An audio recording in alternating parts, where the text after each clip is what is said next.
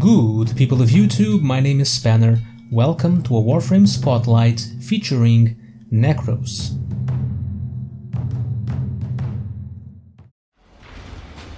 Nekros is the Master of the Dead. His abilities are all about exploiting vulnerabilities in the living and utilizing the corpses of the dead for his own purposes.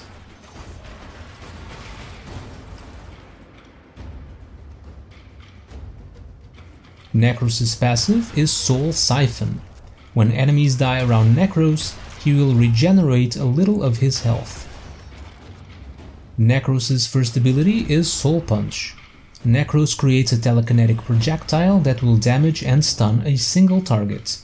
This target's soul will be ejected from its body, becoming a projectile. This soul projectile will damage all enemies in its path and will dissipate when it hits a surface, dealing damage to enemies around its point of contact. Nekros' second ability is Terrify.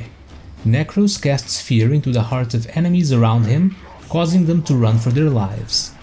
Enemies affected by this ability are unable to attack and will run away. They are also more vulnerable to attacks, having reduced armor. This ability can be recast while active and will refresh its duration on affected enemies.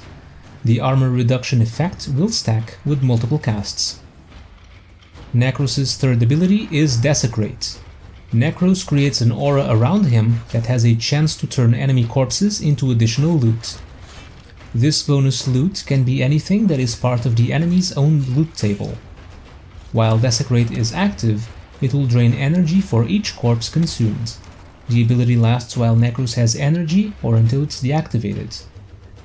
Nekros' fourth ability is Shadows of the Dead. Nekros creates several shadow copies of his most recently killed enemies to fight for him, prioritizing the strongest. These copies are just like they were in life and gain bonus damage, health, and shields. They are also more likely to be targeted by enemies. Each shadow will lose a percentage of their health every second while active.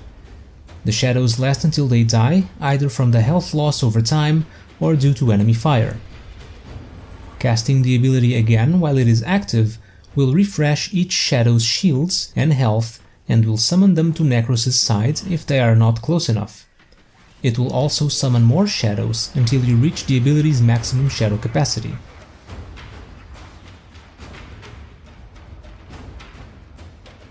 Ability strength mods affect the damage of Soul Punch's initial projectile, the number of affected enemies and armor reduction of Terrify, and the bonus damage, health, and shields of Shadows of the Dead. Ability range mods affect the cast range of Soul Punch and the radius of Terrify and Desecrate. Ability duration mods affect the duration of Terrify and the health drain per second of Shadows of the Dead. This concludes Nekros' Warframe Spotlight. Thank you for watching, and I will see you all next time.